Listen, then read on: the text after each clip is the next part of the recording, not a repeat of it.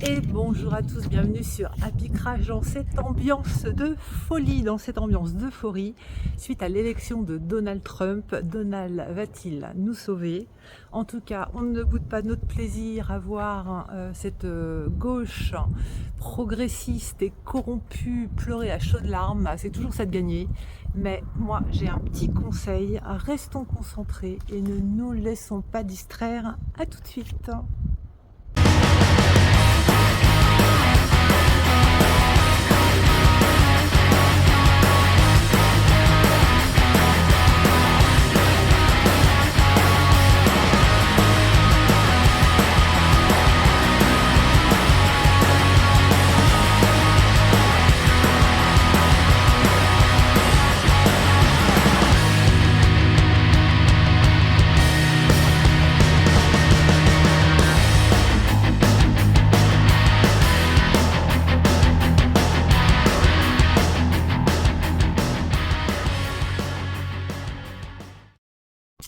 Alors me voici, j'ai eu du mal à trouver un endroit pas trop venteux, j'espère que vous allez pouvoir m'entendre. Donc je voulais vous parler de cette élection de Donald Trump qui rend quand même fou de joie une certaine catégorie de personnes. Nous, petite minorité ou pas d'ailleurs, moi j'ai quand même quelques doutes sur ce soi-disant rejet de Donald Trump par une grande partie des gens. Donc pourquoi cette vidéo? Parce que je vois quand même qu'on place beaucoup d'espoir dans cette élection. Or, l'espoir, c'est à l'opposé de l'action. Espérer, avec la racine latine, d'espérer, c'est attendre. Et moi, je pense qu'il ne faut rien attendre, il faut agir. Donc c'est ma première petite inquiétude, c'est que nous soyons dans l'attente de changement et que nous cessions d'agir. Or, il n'y a que dans l'action qu'on peut vraiment réussir nos projets, qu'on peut vraiment évoluer et pas dans l'attente d'un miracle. Donc oui, l'espoir s'oppose à l'action. Trump ne nous sauvera pas et je pense qu'il est vraiment délétère de penser que des événements, des actions que nous ne contrôlons pas, qui sont au-delà de notre pouvoir d'action, puissent changer nos vies. Donc on ne peut pas être dans cette attente. Il faut vraiment rester rationnel. Alors restons rationnels. Rationnellement, il y a un nouveau président aux États-Unis. Ce n'est pas le président de la France, c'est le président des États-Unis. Or, les États-Unis n'ont absolument aucun bénéfice à ce qu'il y ait une France forte et souveraine.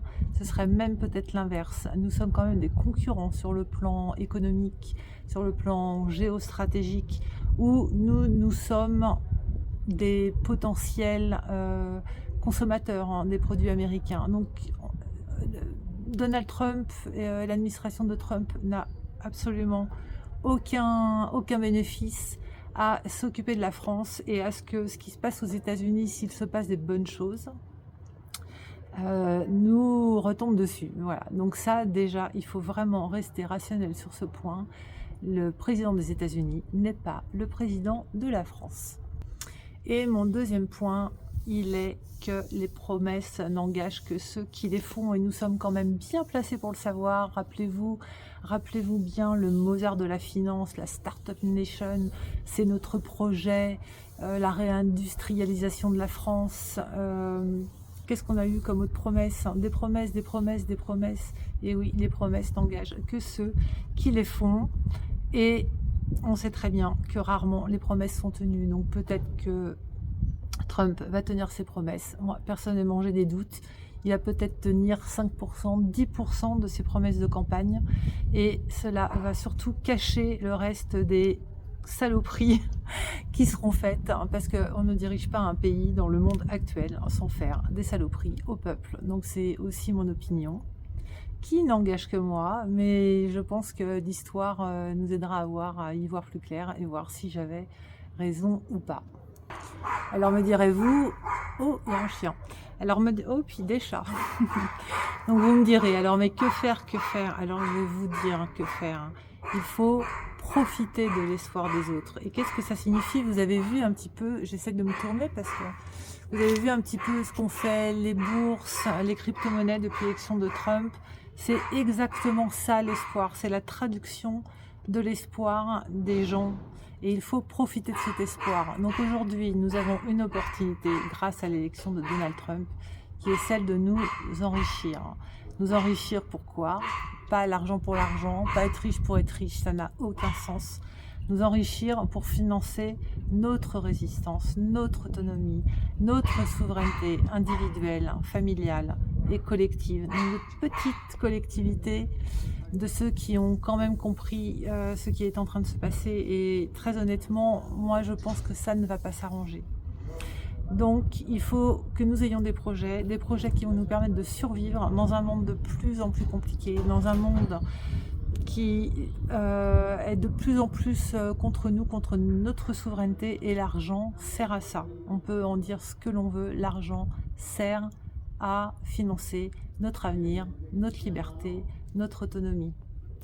Et même si Trump avait des effets positifs sur ce qui se passe chez nous, en France, en Europe, le monde ne change pas en un jour. Donc ne changez pas vos projets. Si vous avez commencé à entreprendre des choses qui devraient vous permettre de tenir pendant ces périodes très difficiles, continuez et renforcez-les en vous enrichissant si vous le pouvez, et surtout si vous savez le faire. Je ne suis pas en train de vous dire d'aller immédiatement sur les marchés américains ou sur les crypto-monnaies, mais essayez de vous former. Il est encore temps très honnêtement, pas beaucoup de temps, mais je pense que si vous prenez 2 semaines, 3 semaines, 1 mois pour voir comment faire, vous pouvez encore peut-être doubler, tripler, quadrupler votre mise, même si c'est 100 €, même si c'est 200 €, même si c'est 500 €, vous doublez, vous triplez, vous quadruplez, vous pourrez vous acheter quelque chose qui va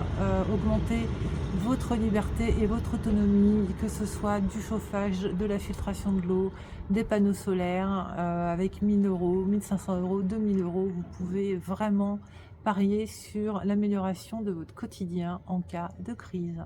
Voilà, c'était mon message, mon petit message. Je suis quand même très satisfaite de ce que je vois aujourd'hui, parce que quand je vois cette gauche que je ne supporte plus, et ceci ne signifie pas que je sois de droite, puisque moi je suis apolitique, je suis ni de gauche ni de droite, je suis pour l'humanité, je suis pour le bon sens. Donc je ne me classifie pas ni à gauche ni à droite, mais quand je vois ceux qui se disent de gauche pleurer à chaudes larmes à devant ce qui se passe, honnêtement, on va pas bouder notre plaisir, ne boudons pas notre plaisir. Je vous embrasse, à très bientôt.